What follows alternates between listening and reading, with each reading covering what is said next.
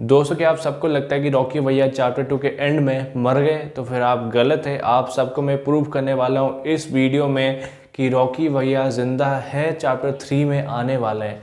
Without Rocky there is no KGF, और केजीएफ तो ख़त्म हो गया। अभी केजीएफ के बाद रॉकी भैया ने जो अपना ये जो साम्राज्य विस्तार किया है चारों तरफ दुनिया में, 16 कंट्रीज़ के पुलिस उनके पीछे पड़ी थी। तो फिर मान लो कि इतना बड़ा एम्पायर बनाया उन्होंने, तो उसके पीछे कुछ तो लॉजिक होगा भैया। तो केजीएफ के जो मेकर्स है ये बहुत ही ज़्यादा दिमाग लगा के काम करते हैं। इनका कोई भी सीन देख लो, कोई भी सीन इनका खाली नहीं जाएगा। कोई भी सीन में एक डीप मीनिंग होता है, मीनिंगफुल सीन बनाते हैं। और जो जिमी कार्टर वाला सीन ले लो, या फिर उसके बाद रॉकी जब मरने जाता है, तो फिर मरने के बाद जब वो डूबता है उससे पहले के सीन को याद करो। वहाँ पे उनकी मम्मी उनको लेके आई है हॉस्पिटल में, और हॉस्पिटल में उनको क्या हुआ था, निमोनिया हो गया था। डॉक्टर ने बोला कि इसको निमोनिया हो गया, यानी कि लंग्स में इनका पानी चला गया और ये मरने वाले हैं, जिंदा ज़्यादा देर तक नहीं रहेंगे। तो उनकी मम्मी ने बोला, मेरे बेटे के बारे में कुछ मत बोलना, ये जिंदा रहेगा, मुझे पूछे बगैर या फिर मेरे इजाज़त के बगैर ये मर नहीं सकता, और इसको ज़िंदा होना पड़ेगा, ये जिएगा। मेरी जो इच्छा है, मेरी जो ज़िद है, ये इसको पूरा करके मरेगा, और जब मरेगा दुनिया का सबसे ताकतवर इंसान बन के मरेगा। ऐसा कुछ उन्होंने डायलॉग वहाँ पे बोला था। तो इससे हमको क्या क्लियर होती है कि हमको ये पता चलती है कि रॉकी डूबने से नहीं मरेगा। रॉकी अगर तब जिंदा हो सकता है जब वो बच्चा था, निमोनिया के बाद भी, तो यहाँ पे तो रॉकी जिंदा हो सकते हैं। अभी वो बड़ा हो चुका है और उसके बाद उसके साथ बहुत सारी चीज़ें अभी जुड़ चुके हैं। इस चीज़ को हम एक लॉजिक मान सकते हैं। दूसरा लॉजिक हम ये मान सकते हैं कि रॉकी जब जाता है, जिमी कार्टर से मिलता है प्राइम मिनिस्टर ऑफ इंडिया के ऑफिस में, तो भाई वहाँ पे जिमी कार्टर से मिलने के वक्त रॉकी बोलता है कि I am the CEO of India, और वहाँ पे जिमी कार्टर बोलते हैं क्या, I am the CEO of Texas, डेल्वर स्टील टेक्सास। तो भाई ये जो होता है, हमने कुछ एनालाइज किया, उसके बाद बहुत सारे वीडियोस अभी वायरल हो रहे थे कि रॉकी भैया और डेल्वर स्टील टेक्सास और ये जिमी कार्टर का क्या रिलेशन है। तो फिर इनका मुझे पता चला कि 39 प्रेसिडेंट हो चुके हैं यूएस के, यूनाइटेड स्टेट्स ऑफ अमेरिका के 39 प्रेसिडेंट्स रह चुके हैं। उसके बाद हम एक बात करते हैं कि अमेरिका वाले तो पीछे पड़े, तो USSR, union of Soviet and socialist Republic, ऐसा कुछ है। तो वे उनका जो ये रसिया अभी जो बन गया, उनका अगर कनेक्शन हम मान लें कि जिमी कार्टर उनका देश से है, तो फिर हम देखते हैं कि वहाँ पे एक सबमरीन चुराया गया था। अभी एक न्यूज़ में आया था कि सबमरीन वहाँ से चुराया गया था उसी दिन, जबकि रॉकी जब फरार हुआ था, रॉकी जब मरा था, उसके बाद रॉकी जब जिंदा हुआ था, तब ये जिंदा होने का जो न्यूज़ है ये एक न्यूज़पेपर में कटआउट दिखाया गया है। तो फिर इसको हम एक मान सकते हैं, ये भी एक पॉसिबिलिटी हो सकता है। या फिर रॉकी ने, थर्ड पॉसिबिलिटी ये मानेंगे कि रॉकी ने USSR से एक सबमरीन चुराया है, और ये न्यूक्लियर सबमरीन जो चुराया है ये भी न्यूज़ में आया था, और ये न्यूक्लियर सबमरीन से रॉकी नीचे आकर के ये जाने वाला है, और ये जो गोल्ड है, ये जो सोना है, ये नकली सोना है। ये हो गया थर्ड पॉसिबिलिटी। और अब फोर्थ पॉसिबिलिटी में आते हैं कि रॉकी ने जिमी कार्टर को एक ऐसा बिजनेस डील के बारे में बोला जो कि जिमी कार्टर मतलब मना नहीं कर पाया, और उनको सिक्योरिटी देने के लिए रॉकी को उन्होंने ये सब चीज़ प्लान किया। और प्लान करने के बाद जब रॉकी जिंदा हो गया, तब जाके सारा का सारा सोना वहाँ पे ट्रांसफ़र कर दिया गया, या फिर USSR में ट्रांसफ़र कर दिया गया। तो रॉकी का सोना इंडिया से मूव करके रसिया में या फिर USSR में ट्रांसफ़र हो गया। तो ये भी हम एक चीज़ मान सकते हैं। फिफ्थ वाला मान सकते हैं कि रॉकी जब आता है प्राइम मिनिस्टर ऑफ इंडिया के ऑफिस में, तो फिर अमिका सेन के सामने वो बोलता है कि जंग जब भी होगी तो फिर मैं तैयार हूँ, और जब भी होगी तो जीतूंगा तो मैं ही। जब वो जाता है वहाँ से, तो जाने के वक्त उसने एक सैल्यूट मारा था, सैल्यूट किया था, मतलब वो सैल्यूट आपको याद होगा। आपने छोटी छोटी डिटेल्स को अगर याद रखोगे तो फिर आपको पता चलेगा आगे क्या होने वाला है। प्रसाद नील सर इतना डिटेल में जाते हैं कि आपको पता चल जाए कि आगे क्या होगा।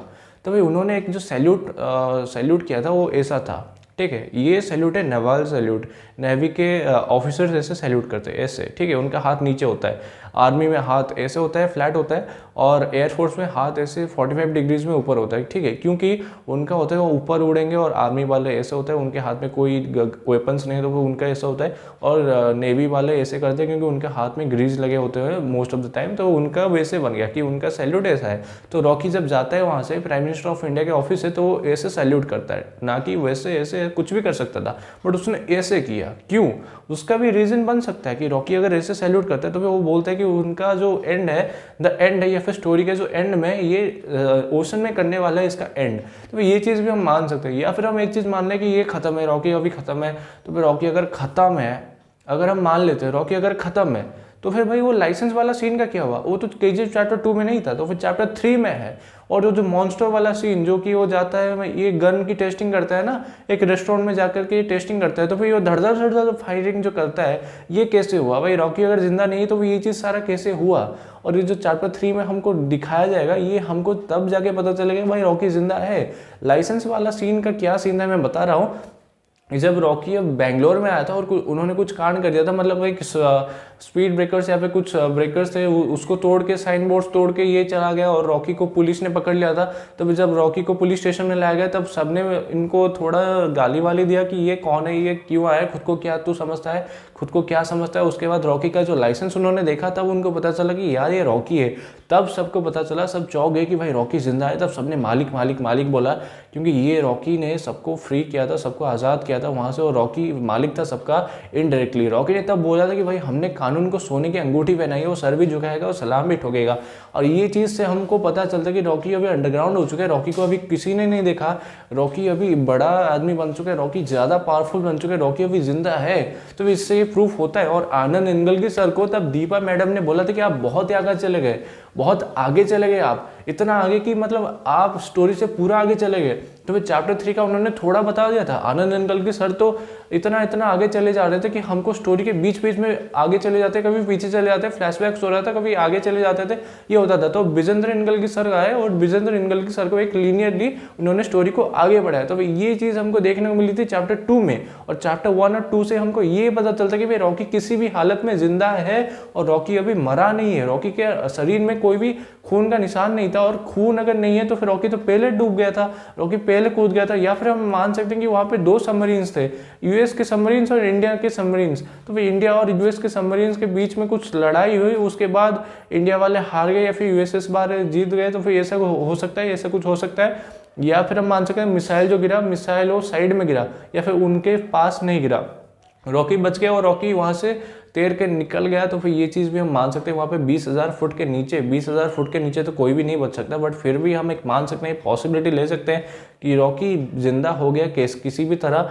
और यहाँ पे जो सलार वाला कनेक्शन है, ये मुझे नहीं लगता कि सलार वाला कनेक्शन है। सलार वाला कनेक्शन हम ये मान सकते हैं कि रॉकी अपना आर्मी बना रहा था, अपना कमांडर इन चीफ बना रहा था, तो फिर तब जाके सलार का हम मेंशन कर सकते हैं कि यार सलार इनका कमांडर इन चीफ है, जो कि यहाँ पे स्टोरी टेलिंग में आपको पता चल गया ना चैप्टर 2 में कि रॉकी अपना साम्राज्य बनाने के लिए आर्मी बना रहा था, जो कि इसको सेफगार्ड करेंगे। तो फिर ये क्यों हुआ?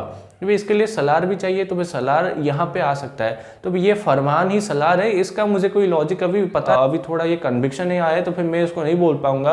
बट फिर भी सलार और इससे कनेक्शन मुझे नहीं लगता। ये एक अलग कनेक्शन है केजीएफ के साथ, और रॉकी के साथ अलग कनेक्शन है। अभी केजीएफ और रॉकी टूट गए हैं। अभी रॉकी का जो एम्पायर है ये अभी दुनिया भर में विस्तार होने वाला है। 16 कंट्रीज में उसने क्राइम किया था 1978 से 1981 में। तो ये 3 साल में इतना ज़्यादा कर दिया, तो फिर आगे चल के अगर वो जिंदा रह गया तो फिर कितना ज़्यादा होगा। तो फिर आप ही सोचिए कि केजीएफ चैप्टर 3 का स्केल कितना होगा। एक मैसिव प्रोजेक्ट ये बनने वाला है, और इससे हमको क्या देखने को मिलेगा, और आगे 2-3 साल में हमको देखने को मिलता है केजीएफ चैप्टर 3। तो फिर चलिए दोस्तों, इंतजार करते हैं केजीएफ चैप्टर 3 के लिए। जितना भी हम प्रेडिक्शन कर ले तो फिर ये चीज़ हम देखने को पाएंगे केजीएफ चैप्टर 3 में, और हमको खुशी महसूस होगी कि यार हमने ये चीज़ प्रेडिक्ट किया था कि रॉकी भैया ऐसे जिंदा हो सकते हैं। तो अगर ये सच हुआ तो फिर हम सब ताली बजाएंगे, सीटी मारेंगे, जो भी करेंगे, एंजॉय करेंगे फिल्म को आगे चल के 2-3 सालों के बाद। तो दोस्तों आगे चल के देखते हैं केजीएफ चैप्टर 3 क्या होता है, आगे देखते हैं भाई, एंजॉय करेंगे। और इस वीडियो को एंड तक देखने के लिए आप सबका तहे दिल से धन्यवाद करना चाहता हूँ। आगे भी मिलेंगे आपसे नए वीडियो में एक नए टॉपिक के साथ। प्लीज़ सब्सक्राइब कीजिए अपने चैनल को ऐसे वीडियो आगे देखने के लिए। धन्यवाद।